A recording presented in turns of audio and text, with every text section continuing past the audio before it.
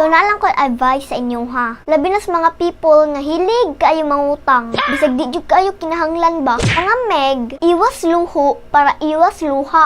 Bawas yabang para bawas utang. Aw, sakto ba? Oy, Ma'am Shitin, padaplin diha maigo ka.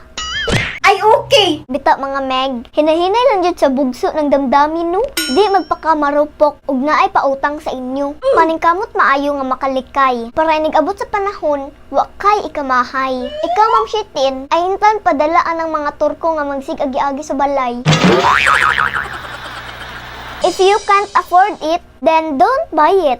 And kung mahadlok or masuko ka paninglon, ayaw pangutang. Kung dili ka gusto i-post, bayad sa utang. Sige na mga Meg, oy, dili na lang kukutob, dili na lang kutaman. So that's it for today's video. God bless you everyone and bye! Thank you!